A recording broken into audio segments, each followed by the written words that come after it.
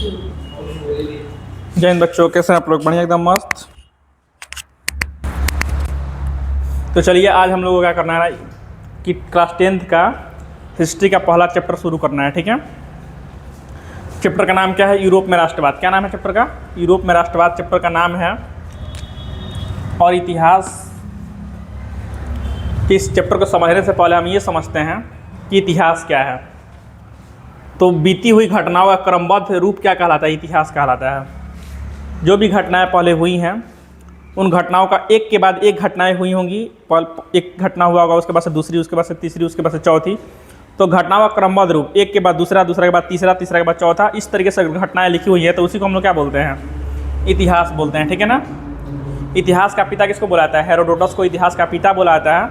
और इसलिए बोला जाता है ना कि सबसे पहले इन्होंने क्या किया था कि इतिहास की जो घटनाएं हैं उसको क्रमबद्ध रूप से लिखने का प्रयास किया था इन्होंने। ठीक है, अब चैप्टर में आते हैं। चैप्टर का नाम क्या है? यूरोप में राष्ट्रवाद। ठीक है, अब इसमें पहला एक टर्म है और टर्म का नाम क्या है? राष्ट्रवाद। क्या मतलब होता है राष्ट्रवाद का? राष्ट्रवाद को अगर हम तोड़ें तो ये होता है राष्ट्र प्लस वाद। ठीक है, राष्ट्र का मतलब क्या होता है? देश। और वाद का मतलब क्या होता है? प्रेम, मतलब देश प्रेम। ठीक है, राष्ट्रवाद का सीधा सीधा मतलब क्या होता है? देश प्रेम होता है। ठीक है ना। लेकिन अगर क्या होता है, अगर आपको लिखने के लिए आता है कि राष्ट्रवाद क्या है, एग्जाम में लिखने को आता है, तो आप ऐसे लिखेंगे कि किसी विशेष भौगोलिक, सांस्कृतिक या सामाजिक क्षेत्र में एकता की भावना क्या कहलाता है? राष्ट्रवाद कहलाता है। जैसे एक विशेष एरिया है ये आपका, ठीक है, ये विशेष क्षेत्र है और ये पूरी की पूरी ज़मीन है। मान लीजिए किसी गाँव की ज़मीन है ये। अगर कोई क्या करता है, चाहता है कि हम क्या करें, इस गांव की ज़मीन पे कब्जा कर लें, तो गांव के जितने भी लोग होंगे, इस विशेष क्षेत्र के जितने भी लोग होंगे वो क्या हो जाएंगे? एक हो जाएंगे। उसमें एकता की भावना उत्पन्न हो जाएगी। ये राष्ट्रवाद है। इस विशेष क्षेत्र में जो लोग रहते हैं एक विशेष संस्कृति को मानते हैं। अगर उस संस्कृति को कोई रोकने के लिए कहता है कि नहीं, आप इस संस्कृति को मत मानिए, जो आपके यहाँ शादी विवाह होता है उसके एक विशेष संस्कृति होती है हिंदू लोगों में। ठीक है ना। तो कोई बोलता है कि नहीं, उस चीज़ को नहीं मानना है आपको, तो फिर क्या हो जाएंगे? सारे के सारे लोग एक हो जाएंगे। इस विशेष क्षेत्र में किसी समाज के लोग रहते हैं, विशेष समाज के लोग रहते हैं और विशेष नियम है उनके, कुछ अलग तरीके के नियम मानते हैं। कोई आकर क्या बोलता है कि आपको ये नियम नहीं मानना है, सारे लोग एक हो जाएंगे। तो ये है एकता की भावना। ठीक है, एकता की भावना ही क्या है? राष्ट्रवाद है। और लिखना ऐसा है कि किसी विशेष भौगोलिक, सांस्कृतिक या सामाजिक क्षेत्र में एकता की भावना क्या कहलाता है? राष्ट्रवाद कहलाता है। ठीक है ना। अब आइए हम समझते हैं यूरोप में राष्ट्रवाद का मतलब। ठीक है, क्या है यूरोप में राष्ट्रवाद? कैसे उत्पन्न हुआ वहाँ पे राष्ट्रवाद? लोगों में, जो यूरोप है वहाँ पे लोगों में एकता की भावना कैसे उत्पन्न हुई, इस चीज़ को थोड़ा हम लोग डिटेलिंग समझते हैं। ठीक है,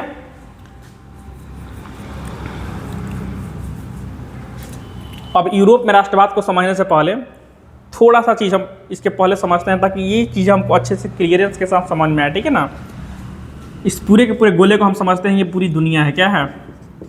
ये है पूरी दुनिया। ठीक है, और ये जो दुनिया है हम लोगों का,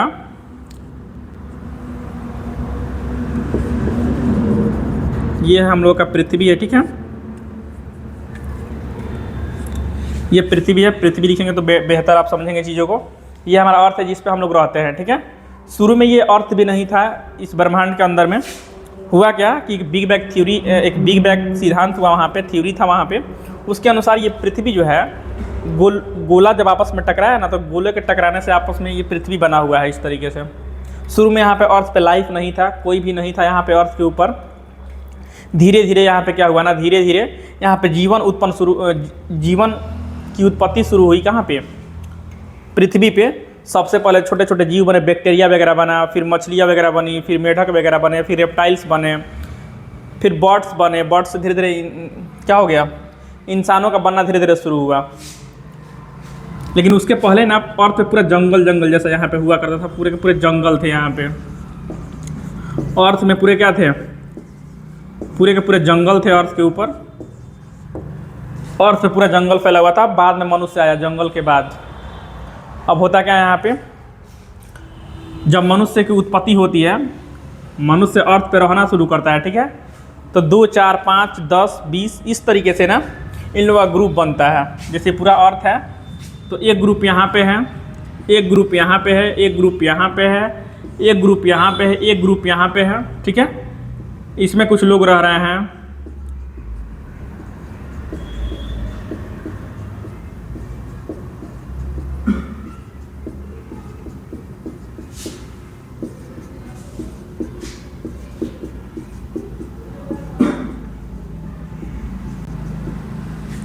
इसमें इस ग्रुप में कुछ लोग रह रहा है, इस ग्रुप में कुछ लोग रह रहा है, इस ग्रुप में कुछ लोग रह रहा है।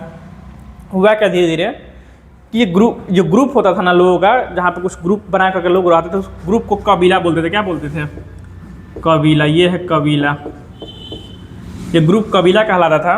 और जो कबीला के लोग होते थे ना, उसमें कोई ना कोई बेहतर होता था इन सब से, जो डिफेंस कर सकता था, लोगों से लड़ सकता था आसानी से, दूसरे कबीलों वाले से लड़ सकता था, जंगल में जानवरों से लड़ सकता था, और इन सारे लोगों को डिफेंस करता था उसके अंदर में, ठीक है।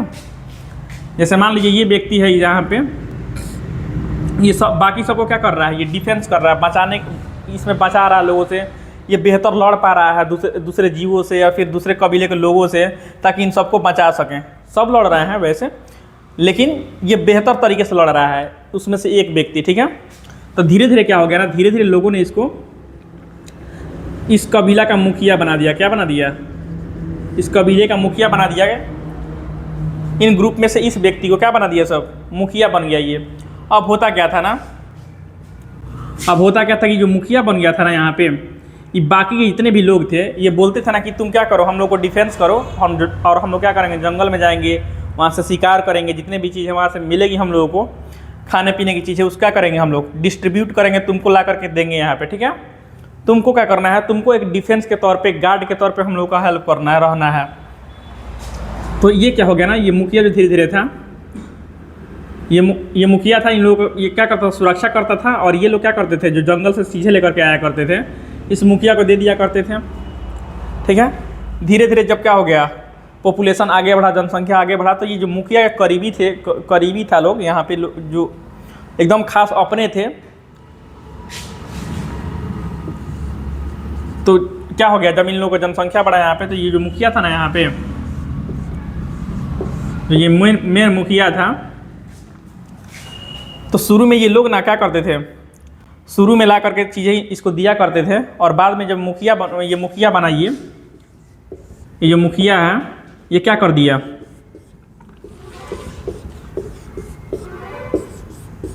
धीरे धीरे ताकतवर होने लगा। क्या बनने लगा? ताकतवर होने लगा। ये है मुखिया हम लोगों का, और ये मुखिया क्या हो गया, धीरे धीरे ना ताकतवर हो गया, और इन लोगों पर ना शासन करने लगा। कैसे किया ये शासन? तो इसके आसपास के जो लोग थे, ठीक है, उसको ये अपने पास रखने लगा, और ये लोग जो चीज़ें लेकर के आए थे शुरू में, तो इसको दिया करते थे। बाद में ये क्या करता है, बाद में क्या किया रहा इसने, कि ये राजा का रूप लेने लगा धीरे धीरे, ठीक है। अब ये ज़बरदस्ती इन लोगों से क्या करता था, टैक्स के रूप में चीज़ें लेने लगा, कि भाई तुम क्या करते हो, मेरे एरिया में रहते हो, हम तुमको डिफेंस करते हैं, तुमको बचाते हैं, अब तुमको क्या करना पड़ेगा, चीज़ें देना पड़ेगा। पहले हम अपनी मर्जी से चीज़ों को दिया करते थे इसको खाने पीने के लिए, अब इसको ज़बरदस्ती चीज़ें देना पड़ता था। ये लेता था, ज़बरदस्ती ले लेता था चीज़ों को, कि ना तुमको देना ही पड़ेगा।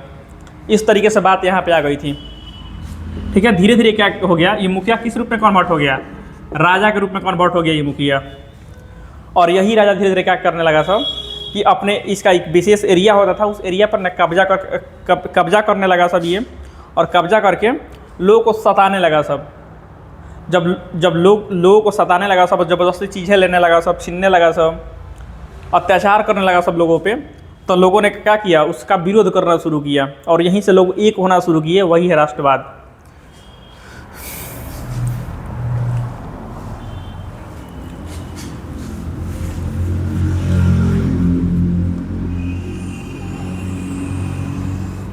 अब इसको हम क्या करते हैं, अब हम इसको ना यूरोप से समझते हैं इसको। ये हो गया हमारा यूरोप, और यूरोप एक महादेश है, ठीक है ना। वैसे 7 महादेश हैं, उसमें से एक यूरोप भी क्या है, हमारा महादेश है, जिसमें बहुत सारे देश आते हैं, ठीक है। इस यूरोप के अंदर भी ना जो राजा थे, उनके लिए क्या हो रहा था, उनके लिए विरोध हो रहा था राजाओं का, कि भाई क्या हो रहा है यहाँ पे, तुम हमें क्या कर रहे हो, सता रहे हो। तो लोग ना वहाँ पे उसका विरोध कर रहे थे। कहाँ पे? यूरोप के अंदर में। पूरी दुनिया में क्या हो रहा था, विरोध हो रहा था। लेकिन ये विरोध है, ठीक है, जो विरोध था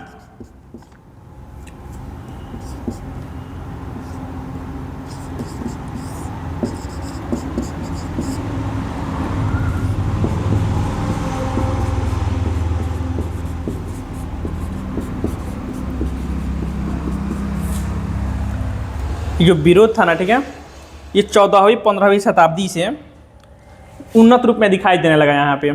कहाँ? यूरोप के अंदर और पूरी दुनिया में भी लगभग ये चीज़ें दिखाई दे रही थी। लोग पहले विरोध करता था। मान लीजिए यहाँ पे एगो आदमी विरोध करने गया राजा का, राजा उसको दबा दिया। फिर दो आदमी गया, उसको भी राजा दबा दिया। इस तरीके से पहले चीज़ें हुआ करती थी। राजा के पास लोग गया था, उसको दबा दिया करता था, जिसके पास पावर हो गया था। लेकिन जो पुनर्जागरण काल था, लगभग 14वीं से 15वीं शताब्दी के बीच की बात है, ठीक है। आज से कितना, 14वीं का मतलब क्या अभी चल रहा है, कौन सी शताब्दी? 21वीं शताब्दी चल रहा था, हम लोग 2000 लिखते हैं, ठीक है। और यहाँ पे क्या है, 14वीं है, मतलब 1300, और यहाँ पे क्या 1400, मतलब आज से 700 साल पहले लगभग ये बात है।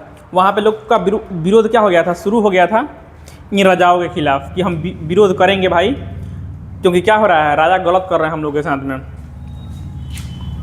अब क्या हुआ यहाँ पे,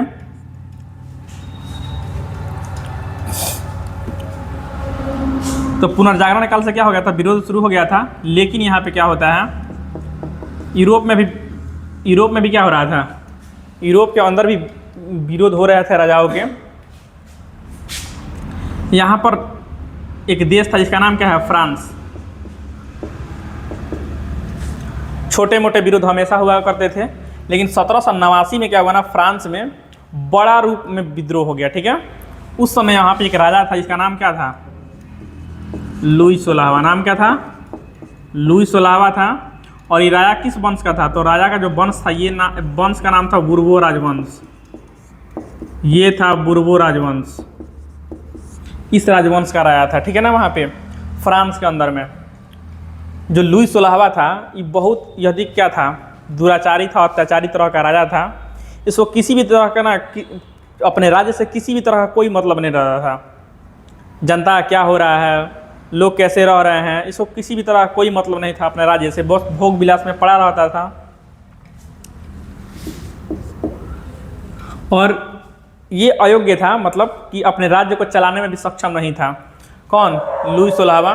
अब हुआ क्या कि 1789 ईस्वी में लोगों ने इसके खिलाफ क्या कर दिया, विद्रोह कर दिया, ठीक है। जब विरोध किया वहाँ पे लोगों ने, तब विरोध करने पर क्या हो गया ना कि जो राजा को गद्दी से हटा दिया गया, ठीक है। और हटाने के बाद क्या किया गया ना इसको, कि 1793 ईस्वी में फांसी दे दिया गया। क्या किया गया, फांसी दे दिया गया इसको, किसको, लुई 16वां को। 1793 में लुई 16वां को फांसी दे दिया गया। और लुई 16वां क्या हो गया, वहाँ पे ख़त्म हो गया। इस वंश का अंत हो गया कहाँ पे, फ्रांस में। और जब इसको फांसी दे दिया गया वहाँ पे, तो फांसी देने के बाद ना अब बात ये थी कि क्या किया जाए। अब देश को चलाने के लिए कोई मेन लीडर चाहिए था, वहाँ पे मेन नेता चाहिए था। तो एक व्यक्ति जिसका नाम क्या था, नेपोलियन बोनापार्ट। क्या नाम था, नेपोलियन बोनापार्ट।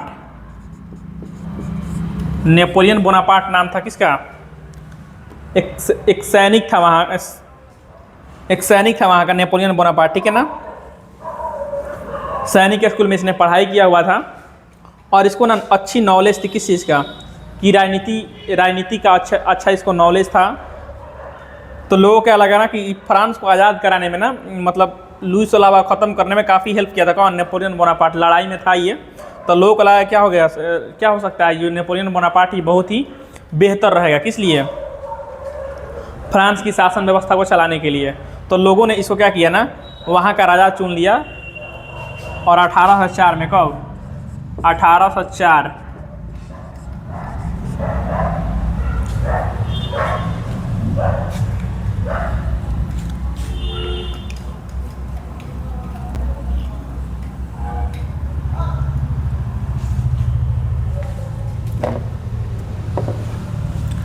1804 में क्या हो गया कि जो नेपोलियन था, जो नेपोलियन बोनापार्ट था ये सम्राट बन गया। क्या बन गया?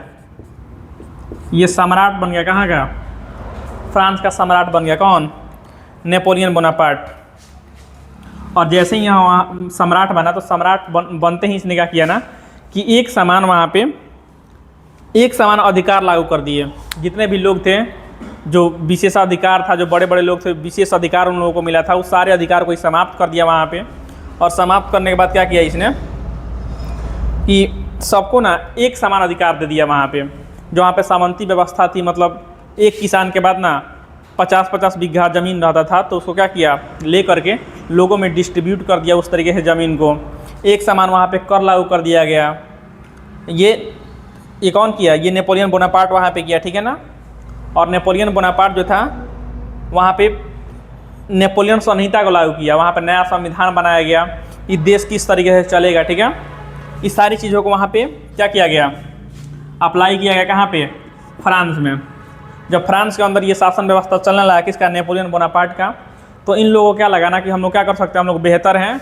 और आसपास के जो देश थे ना, इस देश में भी क्या हो रहा था, इस देश में भी राष्ट्रवाद की भावना भड़क रही थी, पर लोग लड़ नहीं रहे थे। लोगों को सपोर्ट चाहिए था, और वही सपोर्ट किससे मिल गया? नेपोलियन बोनापार्ट से। जैसे ही फ्रांस जो था, यहाँ पे फ्रांस के लोगों को लगा कि हम क्या हो गए हैं, हम आज़ाद हो गए हैं। तो इन लोगों को क्या लगने लगा ना कि हम लोग क्या कर सकते हैं, बाहर वाले लोगों को भी क्या करा सकते हैं, आज़ाद करा सकते हैं, हेल्प कर सकते हैं लोगों का। ये जो नेपोलियन बोनापार्ट था, इसने क्या किया, इसने अपने आदमियों को लिया, ठीक है, अपने सैनिकों को लिया। और लेने के बाद क्या किया, यहाँ पे मान लीजिए यहाँ पे जर्मनी था, इसके पड़ोसी थे, यहाँ पे इटली है, और लेकर क्या किया, सब दूसरे देशों में जाने लगा। सब दूसरे देशों में गया, सब वहाँ पे लोगों को एकत्रित किया, सब एकता की भावना को उत्पन्न किया सब लोगों में। और क्या किया, सब उन लोगों को आज़ाद कराया। सब इटली को, जर्मनी को क्या किया, सब आज़ाद कराया। कौन? नेपोलियन बोनापार्ट जाकर के वहाँ पे आज़ाद कराना शुरू किया सब। लेकिन बात ये हुई कि जैसे ही ना इन देशों को क्या किया, जब राजा को ख़त्म करता था ये खुद वहाँ पे कब्जा करने लग जाता था कि क्या करेंगे, अब हम कब्जा करेंगे तुम्हारे देश के ऊपर। इस तरीके से चीज़ें वहाँ पे हुआ करती थी, ठीक है। चलिए इसको आगे देखते हैं। इसको ब्रीफ में करने की कोशिश किए हैं, ये काफ़ी लंबा था, लेकिन इसको शॉर्ट में समझाने की कोशिश किए हैं।